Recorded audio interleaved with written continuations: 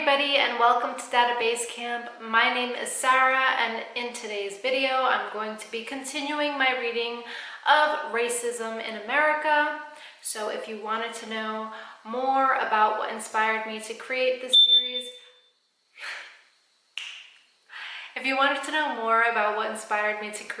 series, I'm going to be posting a link to my first introductory video down in the description box below, so make sure to check that out if you wanted to know a little bit more background. So I'm reading a book called Racism in America. I'm going to be also linking down the free ebook. Yes, you heard correctly. This is a free ebook. It's available in a PDF format and I think 2 other formats. So if you're interested in reading this book on your own time, I am going to be posting that link as well down below in the description box so that you can get your hands on it. And so in today's video, I'm going to be reading the 10th excerpt, and it is titled From the War on Poverty to the War on Crime, The Making of Mass Incarceration in America. And it is by Elizabeth Hinton. So just a little bit of background. How did the land of the free become the home of the world's largest prison system? Challenging the belief that America's prison problem originated with the Reagan administration's war on drugs, Elizabeth Hinton traces the rise of mass incarceration to an ironic source: the social welfare programs of Lyndon Johnson's Great Society. In this excerpt, Hinton shows how policymakers combined social programs aimed at eliminating crime's root causes with police training and penal reforms intended to suppress criminal activity. The result was a shift from anti-poverty programs toward anti-crime policies, with a focus on policing Black urban youth.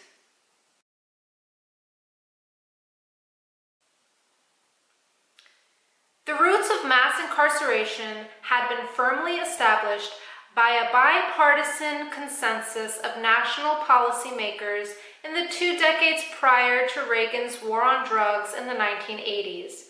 Thus, the expansion of the carceral state should be understood as the federal government's response to the demographic transformation of the nation at mid-century, the gains of the African American civil rights movement, and the persistent threat of urban rebellion. Between World War I and Vietnam, more than 6 million rural African Americans escaped the exploitation and terror of Southern segregationist regimes and moved to northern cities, a mass migration that transformed the nation. Black civil rights activists and labor leaders began organizing at the start of this migration and eventually pushed President Franklin D. Roosevelt to desegregate defense and government industries in the context of World War II. The marshaling of federal resources to challenge discrimination during the New Deal grounded unrelenting calls for integration that eventually led the Supreme Court to endorse the desegregation of Southern public schools in 1954's Brown v. Board of Education decision.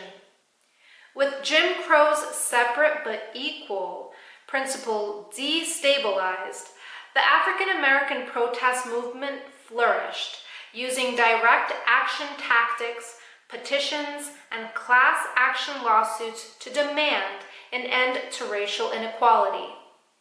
Young activists came to play an increasingly important role in these local and national struggles, which had evolved to demand economic justice for African Americans nationwide and galvanized hundreds of thousands of protesters to participate in the March on Washington for Jobs and Freedom in the summer of 1963. As Black citizens continued to relocate to the urban north amid the burgeoning civil rights movement, the ongoing exodus of primarily white, middle-class residents from cities to suburban areas required new approaches to the problems municipalities faced with tax bases in decline. In response to these transformations, federal officials now made the entwined goals of remedying racial discrimination, ending poverty, and fighting crime in American cities central to domestic programs. Most African Americans had been excluded from aid to dependent children, the GI Bill, and many other social welfare programs associated with the New Deal, making the Kennedy administration's total attack on delinquency one of the federal government's first responses to the impact of the Great Migration in American cities. Kennedy's creation of the President's Committee on Juvenile Delinquency and Youth Crime in the spring of 1961 began a series of direct government interventions in cities with high concentrations of Black citizens. The President's Committee set the strategies and established the partnerships with local municipalities and private organizations that Johnson expanded into a war on poverty, with the specific purpose of promoting socioeconomic mobility in the nation's most devastated low-income areas. In March 1964, Johnson sent the Equality Opportunity Act to Congress, legislation that vastly increased the scale and the potential power of the federal government's urban intervention. Concerns about controlling crime in Black urban neighborhoods, however, limited the range of possibilities of New Frontier and Great Society programs alike. Although federal policymakers and officials did acknowledge unemployment and subpar urban school systems as factors contributing to both poverty and crime, incidents of collective violence during the second half of the 1960s moved liberal sympathizers away from structural critiques of poverty and support for community action programs. From the ashes of the Watts riot in August 1965, a growing consensus of policymakers, federal administrators, law enforcement officials, and journalists came to understand crime as specific to Black urban youth. They concluded that only intensified enforcement of the law in Black urban neighborhoods, where contempt for authority seemed widespread, would quell the anarchy and chaos on the nation's streets. Increasingly, federal policymakers treated anti-poverty policies less as moral imperatives in their own right and more as a means to suppress future rioting and crime. The Johnson administration quickly combined the existing education, health, housing, and welfare programs aimed at eliminating crime's root causes with the police training, research programs, and criminal justice and penal reforms intended to suppress criminal activity. Even as the equal opportunity efforts of the war on poverty only feebly attacked the underlying structural and historical factors that caused mass unemployment, deteriorating housing conditions, and failing public schools, federal policymakers supported the influx of more police officers and military-grade weapons on the streets as riot prevention measures. Yet the uprisings only increased in their fury and frequency, with destructive incidents of collective violence in Newark and Detroit in July 1967. The Johnson administration believed that African American men between the ages of 15 and 24, influenced by civil rights activists, increasingly advocated for self-determination and community control, were primarily responsible for the unrest. This group quickly emerged as the foremost target of federal policymakers. It seemed that anti-poverty programs had failed to reach the hardcore Black urban youth who appeared particularly susceptible to collective violence and, by extension, crime. Without evoking race explicitly, the White House and Congress then built a set of punitive policies that focused on controlling this group by expanding the field of surveillance and patrol around them. President Johnson saw urban police officers as the frontline soldiers of the war on crime, and as such, law enforcement authorities received new military-grade weapons and surveillance technologies, along with new powers in the direction and administration of urban social programs. Beginning in the late 1960s, police departments began to establish themselves in the spaces that had been vacated by war on poverty programs. With federal funding, the police force in Washington, D.C. started an after-school program for Black youth in a center that had been left behind by a community health clinic almost immediately after it closed in 1967. And in Baltimore, police officers delivered food and toys to African American families. When issues of crime control, sentencing, and confinement moved to the center of domestic policy, the strategies federal policymakers adopted for the urban intervention yielded new possibilities for supervision in the halls of urban schools, in the elevators of housing projects, and in the reception rooms of welfare offices. Soon, federal policymakers required employment initiatives, public schools, and grassroots organizations to partner with juvenile courts, police departments, and correctional facilities in order to receive funding, an act that was perhaps more consequential in the long term than the modernization and militarization of American police forces. The result was a vast and ever-expanding network of institutions responsible for maintaining social control in post-Jim Crow America. Born from the fusion of law enforcement and the community action, job training, and public housing programs within the Great Society, this network metastasized into the modern carceral state. When Johnson introduced a comprehensive anti-poverty program in low-income urban communities for the first time, while simultaneously launching an anti-crime intervention, the balance tilted from social welfare to punishment as the national law enforcement program crowded out the goals of the poverty war. By expanding the federal government's power in the pursuit of twinned social welfare and social control goals, Johnson paradoxically paved the way for the anti-crime policies of the Nixon and Ford administrations to be turned against his own anti-poverty programs. After 250 separate incidents of urban civil disorder, what policymakers, journalists, and most of the public at large called riots, that occurred in 1968, nearly half of them in the aftermath of Martin Luther King Jr.'s murder in April, Johnson signed the Safe Streets Act in June. This law introduced block grants into domestic policy, a new approach to federalism that placed nationally funded programs under the control of governors rather than localities and community groups. Using block grant formulas, the White House and Congress urged state governments to create criminal justice institutions and dedicate resources to increasing the nation's punitive and carceral capacities.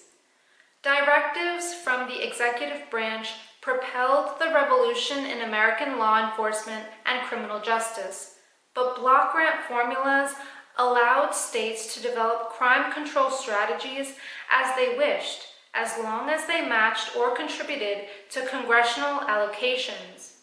States from New York to California increasingly turned to the LEAA and block grant funding to administer job training programs and community centers that had been funded by the Office of Economic Opportunity during the War on Poverty. Indeed, in deciding to bring punitive measures into urban policy, channeling funds through block grants and inviting private sector participation in public social programs, the Johnson administration helped to lay the groundwork for subsequent federal action generally associated with conservatism. The Law Enforcement Assistance Act of 1965 and the crime control legislation that followed it underscore the extent to which even the height of the liberal welfare state, the seemingly opposed domestic policy approaches put forth by liberal and conservative policymakers were in fact complementary. The fact that federal crime control programs criminalized racially marginalized citizens and perpetuated inequality does not make those programs inherently conservative. After all, Democrats controlled both chambers of Congress from the Johnson administration through the final years of the Carter administration. Across party lines and working together during and between political campaigns, representatives increased urban patrol forces, enacted harsh and racially biased sentencing laws, and endorsed new penal institutions that made mass incarceration possible. Emphasizing the significant spheres where conservatism and liberalism overlapped is not an attempt to argue that conservatives and liberals had no policy innovations or distinct agenda of their own. The civil rights movement had led to a shift in the popular and political consciousness during and after World War II that increasingly viewed racial discrimination in housing, employment, and education as pernicious. In line with the changing national mood on the crisis of race relations, liberal political rhetoric of the 1960s consistently emphasized the harms of prejudice in American society. Kennedy's total attack on delinquency and Johnson's war on poverty were seen by federal policymakers as attempts to address finally the racial inequality that had stained American history and promote opportunities for citizens who had been systematically excluded from civic life. Conservatives cited a belief in limited government in opposing the partnerships that liberals forged between the federal government and local organizations, and they immediately cited the extension of civil rights and the franchise as a cause of crime and lawlessness. Johnson and Goldwater both called for law and order, but Johnson saw his approach as a complement to the Great Society programs that his opponent and other conservative politicians sought to invalidate. The issue of civil liberties also produced ideological rifts between liberal and conservative policymakers that played out in debates over the Safe Streets Act and later policies of the Nixon administration. The New Frontier and the Great Society had expanded the granting powers of the President and Congress for social programs, creating a new degree of federal influence that conservatives, led by Nixon, seized to transform the revolution in law enforcement and criminal justice in their own image. During the 1970s, the diffusion of crime control techniques into the everyday lives of low-income African Americans intensified as all urban social programs were increasingly integrated into the bureaucracies, institutions, and industries at the heart of the carceral state. The ongoing imposition of separate and overlapping methods of surveillance, a process that fostered what historian Heather Ann Thompson has described as the criminalization of urban space, came to define everyday life for low-income urban Americans on the ground. As Nixon acted to weaken programs of the War on Poverty, his administration led Congress to revising the block grant formulas and funding incentives to reflect its own priorities, including prison construction.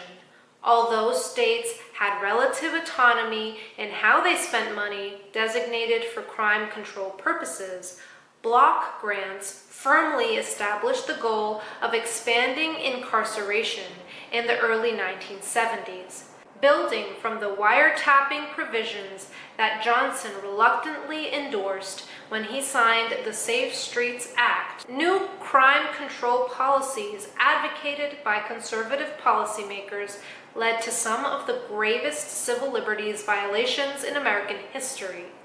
The punitive priorities of the right wing of the bipartisan consensus included the extensive surveillance unleashed by FBI agents and local police against black radicals and the militant left, thousands of raids conducted by officials representing Nixon's Office of Drug Abuse and Law Enforcement, and a series of reforms of the Federal Criminal Code adopted in haste by the states that increased opportunities for the arrest and supervision of entire low-income urban neighborhoods. In blatant contradiction of his own stated commitment to states' rights, Nixon assumed even greater control of the discretionary portion of the crime control budget to ensure the federal government's investment reached black urban communities. Indeed, the mobilization of law enforcement resources, the growth of the American prison system, and the high concentrations of low-income men of color behind bars can be gauged most clearly in federal policymakers' use of discretionary funding. During the Nixon and Ford administrations, discretionary allocations, which offered the White House and the LEAA a means to institute law enforcement initiatives of their own choosing, supported the extensive deployment of militarized special police units at the federal and local levels, the use of electronic surveillance, and the reliance on decoy and undercover strategies that often blurred the distinction between entrapment and sound police work. Carter appropriated discretionary funds to improve security in public housing projects, creating new links among the entire spectrum of executive agencies responsible for domestic social programs. All of these measures ensured that the programs of the war on crime would remain focused on segregated, low-income communities.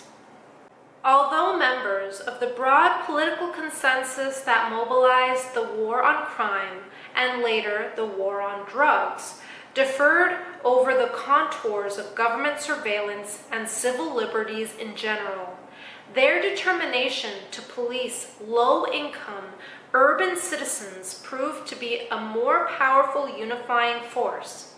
Both liberals and conservatives worried that collective urban violence would become a permanent feature in American life, and they could not envision prevention and crime control strategies outside of creating a more central role for law enforcement in vulnerable neighborhoods. Even Johnson's Attorney General, Ramsey Clark, considered one of the most liberal federal officials of his era, clearly articulated the main objective of this broad political consensus in his testimony during House hearings on juvenile delinquency in 1967. For Clark, his colleagues in the Johnson administration, and their conservative and liberal allies in Congress, the merger of social welfare with punitive programs and the focus on black youth in domestic urban policy seemed the best way to protect society because, for better or for worse, these people are going to be with us, and we had better get them straightened out. Bolstering this consensus were new ways of understanding and responding to black urban crime that emerged during the 1960s and 1970s. Based on new research into the problem of urban crime that was supported with federal funding and grounded in cultural interpretations of racial inequality, by consistently reinforcing the urgency of the crime issue, the new data and the new policies together became a self-perpetuating force that deeply shaped domestic policy and encouraged the continual flow of law enforcement resources into low-income African American communities. The research of the post-war period extended a long tradition of racially biased understandings of crime. In the decades following emancipation, scholars, policymakers, and social welfare reformers had analyzed the disparate rates of Black incarceration as empirical proof of the criminal nature of African Americans. The publication of the 1890 census and the prison statistics it included laid the groundwork for popular and scholarly discussions about Black Americans as a distinctly dangerous population. Coming 25 years after the Civil War and measuring the first generation removed from slavery, the census figures indicated that African Americans represented 12% of the nation's population, but 30% of its prisoners. The high arrest and incarceration rates of African Americans served to create what historian Khalil Gibran Muhammad has called a statistical discourse about Black crime in the popular and political imagination. And these data deeply informed ongoing national debates about racial differences. Statistical discourses rationalized the expansion of the American prison system, sustained harsh sentencing practices, informed decisions surrounding capital punishment, and endorsed racial profiling in general. Although the problem of crime among poor white and immigrant communities also concerned elected officials and academics, it was often explained as the product of socioeconomic factors rather than biological traits, and by World War II, Irish, Italian, Polish, Jewish, and other European ethnic groups had, for the most part, shed associations with criminality. The perception that crime and violence were a hereditary problem among citizens of African descent has long endured. Considering an objective truth and a statistically irrefutable fact, notions of Black criminality justified both structural and everyday racism. Taken to its extreme, these ideas sanctioned the lynching of Black people in the southern states and the bombing of African American homes and institutions in the urban North before World War II, both of which were defended as necessary to preserve public safety. In the post-war period, social scientists increasingly rejected biological racism, but created a new statistical discourse about Black criminality that went on to have a far more direct impact on subsequent national policies and, eventually, served as the intellectual foundation of mass incarceration. Make sure to leave your comments down below. I would love to know what you guys think about these excerpts. I would love to know what you think about this book. Thank you guys so much for watching, and I'll be seeing you guys in the next video. Bye.